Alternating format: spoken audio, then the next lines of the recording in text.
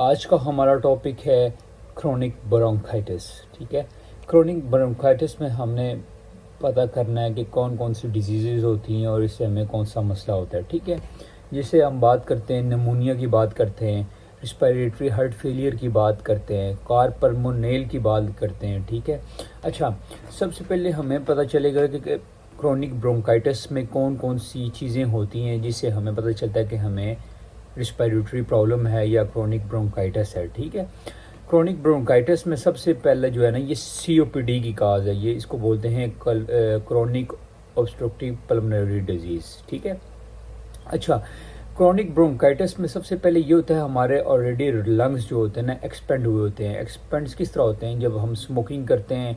ठीक है, chronic bronchitis में सबसे पहले जो पेशेंट है वो स्मोकर होगा, एक्टिव स्मोकर होगा या पैसिव स्मोकर होगा। मतलब कि या वो खुद स्मोकिंग करता होगा या जब वो अपने फ्रेंड्स या किसी के पास बैठता होगा जो उसके फ्रेंड्स स्मोकिंग करते होंगे, उससे वो ज़्यादा डैमेज होता है उसका। ठीक है, ये कैसे होता है? जब स्मोकिंग जो होती है ना, वो हमारे अंदर कुछ चीज़ों को एक्टिवेट कर देती है, जैसे एसिनोफिल्स को एक्टिवेट कर सकती है।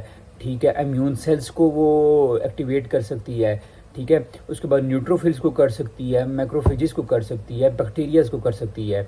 अच्छा, जब पेशेंट हमारा स्मोकिंग करता है उसके बाद ये होता है जी कि हमारे जो रिस्पिरेटरी ट्रैक है, ब्रोंकियाए ब्रोंक्यूल्स हैं, इसमें जो है म्यूकस की प्रोडक्शन होना स्टार्ट हो जाती है।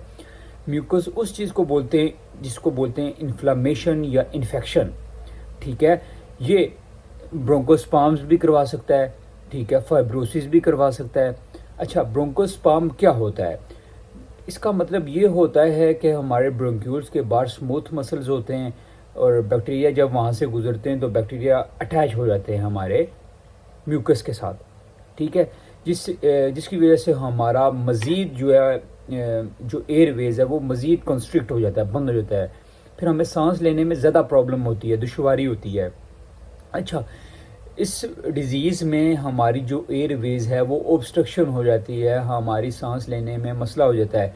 फिर उसके बाद जब हमारे लंग्स में ऑलरेडी CO2 होता है, मतलब ब्लड से CO2 लंग्स में आता है, लेकिन हमारे ऑलरेडी जो ट्रैक है वो बंद है, मतलब कि ऑब्स्ट्रक्शन हुई हुई है, तो हम सांस ज़्यादा बाहर से अंदर लेके नहीं जा सकते, लेकिन अंदर से बाहर थोड़ी कर सकते हैं। ठीक है, इंस्पायरेशन हमारी जो है वो नॉर्मल नहीं होगी, कम होगी, और एक्सपायरेशन हमारी चलो ठीक होगी, लेकिन हमारे ऑलरेडी जो लंग्स हैं वो एक्सपेंड हैं।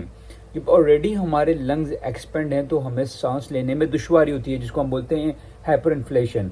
ठीक है, इसके बाद हम देखते हैं कि पेशेंट की हिस्ट्री देखते हैं, पेशेंट कैसी हिस्ट्री के साथ हमारे पास आता है। पेशेंट को सबसे पहले होता है प्रोडक्टिव कफ होती है। ठीक है, क्रोनिक ब्रोंकाइटिस में बता रहा हूँ, एस्थमा में ड्राई कफ होती है, ब्रोंकाइटिस में स्मेली कफ होती है। वो भी पैथोजेंस की वजह से होते हैं। पैथोजेन जब हमारे कफ से बाहर आते हैं तो वो स्मेली कफ होती है, ये ब्रोंकाइटिस में होता है। ठीक है, उसके बाद हमारे साउंड्स कैसी आती हैं? वीजिंग साउंड आ सकती हैं, क्रैकल्स आ सकते हैं हमारे चेस्ट में। ठीक है,